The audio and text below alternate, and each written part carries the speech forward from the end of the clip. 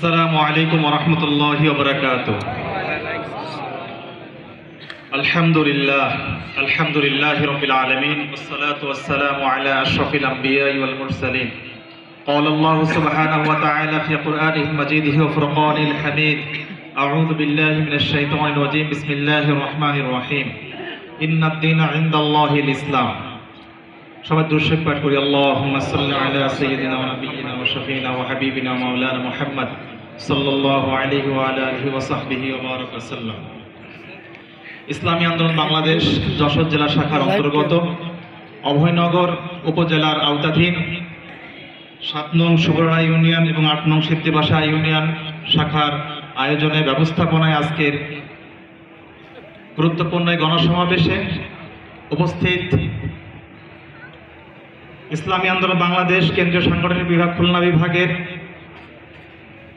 সম্মানিত প্রিয় ভাই মাওলানা সোহাইব হোসেন সহ বিশেষ অতিথিবর্গ এবং আমার সামনে উপবিষ্ট দুইটি ইউনিয়নের ইসলাম প্রিয়, দেশপ্রিয়, মানবতাবাদী প্রিয় নেতাকর্মী ভাইয়েরা, সবাইকে ইসলামী যুব আন্দোলন বাংলাদেশের কেন্দ্রীয় কমিটির পক্ষ থেকে জানাই আন্তরিক শুভেচ্ছা ও অভিনন্দন। আপনারা সবাই কেমন আছেন? সবাই ভালো আছেন?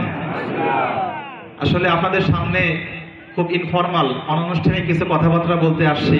হয়তো আমাকে খুব বেশি বা আমারও এখানে আসা হয়নি, তো আপনাদের সামনে আমার পরিচয়টা দেওয়া আমি মনে করছি সমীচীন বলে মনে করছি। আমার নাম এখানে ঘোষণা হয়েছে। আলহামদুলিল্লাহ, আমি প্রাচ্যের অক্সফোর্ড খ্যাত ঢাকা বিশ্ববিদ্যালয় থেকে আইন বিভাগে পড়াশোনা করেছি। এখন বাংলাদেশ সুপ্রিম কোর্টের হাইকোর্ট বিভাগে আমি অ্যাডভোকেট হিসাবে প্র্যাকটিস করছি। অভয়নগরের ঠিক পার্শ্ববর্তী উপজেলা বাঘারপাড়া, সেখানে জামদিয়া ইউনিয়নে আমার বাড়ি। আর আপনাদের ঠিক নিকটবর্তী পাশেই দোলগ্রাম যে জায়গাটা আছে গ্রামে, ওখানে আমার মামা বাড়ি।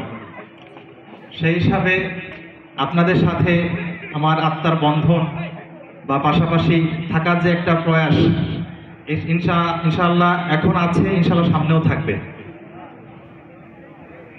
সম্মানিত উপস্থিতি, ইসলামী আন্দোলন বাংলাদেশ কি ও কেন করতে হবে? চরমনায় পীর সাহেব হুজুর এই সংগঠন ইসলামী আন্দোলন বাংলাদেশ 1987 সালের 23শে আগস্ট কেন প্রতিষ্ঠিত হয়েছিল, এটা আমরা কম বেশি সবাই জানি না ভাই? সবাই জানেন তো? ইসলামী আন্দোলন বাংলাদেশের ইতিহাসের পট পরিবর্তনে একটা মৌলিক পরিবর্তন বা মৌলিক স্লোগান নিয়ে কিন্তু বাংলাদেশে এসেছে। সেটা একটু আগেও বারবার বক্তাদের কাছ থেকে আপনারা শুনেছেন। ইসলামী আন্দোলন বাংলাদেশ মৌলিক একটা পরিবর্তনের কথা বলে, সেটা হচ্ছে শুধু নেতা নয়, নীতির পরিবর্তন চাই, ঠিক না? আমরা গত 53 বছরে কি দেখেছি? বারবার ক্ষমতার পালা বদল হয়, বারবার বাংলার মসনদের চেয়ার পরিবর্তন হয়, কিন্তু বাংলার মানুষের কপালে যে ভাগ্য আকাশ, বাংলার মানুষের ভাগ্য আকাশে এই নতুন পরিবর্তনের যে হাওয়া, এই যে শান্তি, এই শান্তি কখনো আসে না। কি আসছে? আমরা নৌকা, ধানের শীষ সবই দেখেছি, কিন্তু ইসলামের বাংলা এখনো দেখিনি। দেখেছি? আলহামদুলিল্লাহ, গত 15 বছর এক স্বৈর শাসনের জাতাকলে আমরা নিষ্পেষিত ছিলাম। সেই জাতাকল থেকে বের হয়ে আমরা নতুন একটা বাংলায় চলে আসছি। সেই বাংলা হচ্ছে বৈষম্যহীন এক বাংলা, ঠিক কিনা? সেই অগাস্ট বিপ্লবে, ছাত্র গণ অভ্যুত্থানে যে কারণে হাজারো মায়ের বুক খালি হয়েছে, সেটার একমাত্র উদ্দেশ্য ছিল একটা বৈষম্যহীন বাংলা গড়া। কিন্তু আজকের আমরা কি দেখছি? সেই বৈষম্যহীন বাংলাদেশে মনে হচ্ছে কেমন জানি বৈষম্য আরো বেড়েই গেছে। ইসলামী আন্দোলন বাংলাদেশের সম্মানিত সহকারী মহাসচিব সৈয়দ ইসহাক মোহাম্মদ আবুল খায়ের সাহেব একটা কথা বলেছেন যে 5ই আগস্টে যে বিপ্লব হলো, এই বিপ্লবের আগে চাঁদাবাজি করতো লালটু, এখন করে বল্টু, ঠিক কিনা? শুধু হাত বদল হয়েছে, এই হাতটা বদল হয়েছে। আগে ছিল এই হাত, এখন এই হাত বদল হয়েছে। কোনো জায়গাতে আমরা এটাও শুনি যে চাঁদার পরিমাণ আরো বেড়ে গিয়েছে। কারণ কি? গত 15 বছর আমরা অনেক ক্ষুধার্ত ছিলাম, কি তাই না? অনেক পিপাসার্থ ছিল। ইসলামী আন্দোলন বাংলাদেশ আজকের গণসমাবেশ থেকে আমরা উদাত্তভাবে কঠোরভাবে আমরা ঘোষণা করতে চাই, যে উদ্দেশ্যে ছাত্র জনতা গণ অভ্যুত্থানে যে বিপ্লব সৃষ্টি হয়েছে, যে বিপ্লবের নেতৃত্ব দিয়েছেন স্বয়ং পীর সাহেবুল চরমনাই, ইসলামী আন্দোলন বাংলাদেশের নেতাকর্মীরা যে কারণে এই বিপ্লবে সে স্বাধীনতা এনেছে, সেই বিপ্লবকে কখনো বেহাত হতে দেওয়া যাবে না। সম্মানিত উপস্থিতি, 1987 সাল থেকে ইসলামী আন্দোলন বাংলাদেশ তিলে তিলে ছোট্ট ছোট্ট করে হাঁটি হাঁটি পা পা করে আজকের এই অবস্থান। কিন্তু খুব দুঃখের সাথে বলতে হয়, অত্যন্ত দুঃখের সাথে বলতে হয়, আমরা কেমন যেন ওই কৃষকের মতো সারা বছর কৃষকের মতো কৃষিকাজ করি আমরা, কিন্তু দিন শেষে বছর শেষে আমরা মাঠের যে ফসল সেটা আমরা ঘরে তুলতে পারি না, ঠিক কি না? এর অনেকগুলো কারণ আছে। অন্যতম কারণ হচ্ছে এই ভোট কেন্দ্রগুলো, ভোট সেন্টারগুলো আমাদের দখলে না থাকা। কি আপনারা কি একমত? আপনারা কি একমত? আমরা কি দেখেছি, আমরা সম্পূর্ণ প্রিপারেশন নিয়ে, প্রস্তুতি নিয়ে আমরা আসি এখানে, ভোট কেন্দ্রে আসার আগে দেখে আমার ভোট হয়ে যায়। সুতরাং একদল বাংলাদেশের অন্যতম দল, তারা বলছে যে নির্বাচন দাও, নির্বাচন দাও, নির্বাচন দাও, কখন জানি আবার ওখানে চেয়ারে বসবো। কিন্তু আমরা বলতে চাই, আগে সংস্কার হতে হবে, উল্লেখযোগ্য সংস্কার হওয়ার পরে নির্বাচন দিতে হবে, তা না হলে যে লাউ সেই কদু, এটা পরিবর্তন হওয়া দরকার। যদি আমরা উল্লেখযোগ্য পরিবর্তন, রিমার্কেবল চেঞ্জ যদি আমরা না আনতে পারি, ভোট এবং ভোটার ব্যবস্থায় যে নির্বাচন ব্যবস্থা যদি আমরা পরিবর্তন না নিয়ে আসতে পারি, তাহলে আসলে চেয়ারের পরিবর্তন হবে, নীতির পরিবর্তন হবে না, মানুষের শুধু মস্তদের পরিবর্তন হবে, মানুষের ভাগ্যাকাশে যে শান্তি, এই শান্তির আসলে কোনো পরিবর্তন আসবে না, শান্তি আসবে না। সম্মানিত উপস্থিতি, খুব কথা লম্বা চওড়া করব না, আজকের প্রধান মেহমান উনি বিস্তারিত আলোচনা করবেন। তবে আপনাদের সামনে দু একটা দাওয়াত দিয়ে আমি আমার বক্তব্য শেষ করতে চাই।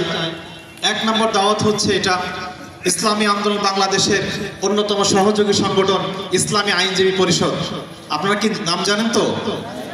ইসলামী আইনজীবী পরিষদ একটা গুড নিউজ, সুখবর দিয়ে আপনাদেরকে বলতে চাই, ইসলামী আইনজীবী পরিষদের আলহামদুলিল্লাহ বাংলাদেশ সুপ্রিম কোর্ট এর হাইকোর্ট বিভাগ থেকে শুরু করে বাংলাদেশের প্রত্যেকটা জেলা বারগুলোতে আলহামদুলিল্লাহ আইনজীবীদের সংগঠন, আইনজীবীদের যে ব্যাপ্তি, কমিটি গঠন হয়েছে আলহামদুলিল্লাহ।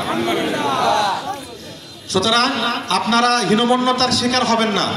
এটা ইনফিরিয়রিটি কমপ্লেক্স যে আমি নাই, আমি কিছু না, এখান থেকে বের হয়ে আসতে হবে। আলহামদুলিল্লাহ এখন ডাক্তার আছে, ইঞ্জিনিয়ার আছে, শিক্ষিত লোকবল আছে, জনবল আছে, আলেম ওলামা আছে, আইনজীবী আছে, আলহামদুলিল্লাহ বিচারকও আছে। সুতরাং আপনাদের কিসের এত ভয়, কিসের এত পিছপা? আমাদের এখন সময় সামনে আগানো। ইসলামী আইনজীবী পরিষদের কেন্দ্রীয় সম্মেলন করার জন্য আমরা বাংলাদেশ সুপ্রিম কোর্টের যে বার অ্যাসোসিয়েশন আছে, সেই বার অ্যাসোসিয়েশনের যে অডিটোরিয়াম, সেটা আমরা ভাড়া নিয়েছি। সেখানে হযরত পীর সাহেব হুজুর উপস্থিত থাকবেন আগামী 19 জানুয়ারি। পাশাপাশি এখানে ঘোষণা হয়েছে আমি ইসলামী যুব আন্দোলন বাংলাদেশের কেন্দ্র আইন ও দপ্তর সম্পাদক। সেখান থেকে আমরা আরো একটা দাওয়াত দিয়ে যাচ্ছি আজকের সুবরা ইউনিয়নবাসীকে, আজ সিদ্ধিবাসা ইউনিয়নের যে যুবকদেরকে দাওয়াত দিয়ে যাচ্ছি, আগামী 17 জানুয়ারি ঐতিহাসিক সোহরাওয়ার্দী উদ্যানে বিশাল যুব কনভেনশন অনুষ্ঠিত হবে। সেখানে 1 না 2 জন না, 10 জন 20 জন না, 1000 2000 না, লক্ষাধিক যুবকের উপস্থিতি করবে সেখানে ইনশাআল্লাহ। সেখানে হযরত পীর সাহেব হুজুরের হাতে আমরা মুষ্টিবদ্ধভাবে শপথবদ্ধ হব যে আগামীর বাংলাদেশ হবে ইসলামের বাংলাদেশ, আগামীর বাংলাদেশ হবে ইসলামী আন্দোলন বাংলাদেশ, আগামীর বাংলাদেশ হবে ইসলামপন্থীদের বাংলাদেশ। সুতরাং কোনো রক্তচোষা, কোনো ভোট খেকো আসলে কাউকে আমরা এই ভোট কেন্দ্রগুলোকে সহজে আমরা ছেড়ে দিতে পারি না। সম্মানিত উপস্থিতি, সর্বশেষ আর 1 মিনিট বা 2 মিনিটের মধ্যে কথা আলোচনা শেষ করব। এখানে যে ইউনিয়ন কমপ্লেক্স আছে, ইউনিয়ন পরিষদ আছে, পাশে মাদ্রাসা আছে। এই মাদ্রাসার নিচে দেখবেন যে কোনো বিল্ডিং ফাউন্ডেশন, এটা গড়ার ক্ষেত্রে কিন্তু আসলে এর নিচে কিন্তু কিছু ইট থাকে না ভাই? ওই ইটগুলোকে এখন দেখা যায়? ইট দেখা যায় না, কিন্তু ইট যদি যেত, মাটির নিচে যদি না যেত, তাহলে কিন্তু এই বিল্ডিংটা হতো না।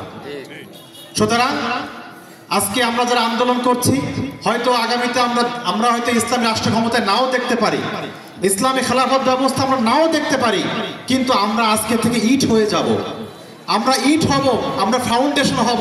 আজকে আমরা যদি ইসলামী খেলাফত ব্যবস্থা না দেখতে পারি, একটা কল্যাণকর রাষ্ট্র যদি দেখতে না পারি, ইনশাআল্লাহ আমাদের পরবর্তী বংশধররা, উত্তরসূরিরা দেখে যাবে ইসলামের পতাকা পথ করে বাংলাদেশে উঠছে, পুরো হিন্দুস্তান, পুরো ভারতবর্ষে ইসলামের পতাকা উঠছে। এটা আমাদের আমরা উত্তরসূরিরা দেখে যাবে ইনশাআল্লাহ। সেই আশাবাদ ব্যক্ত করে আজকের এই সুন্দর একটা প্রোগ্রাম উপহার দেওয়ার জন্য, আমাকে আমন্ত্রণ জানানোর জন্য আবার কৃতজ্ঞতা প্রকাশ করছি। শুভরা ইউনিয়ন এবং সিদ্ধিপাশা ইউনিয়ন এগিয়ে যাক।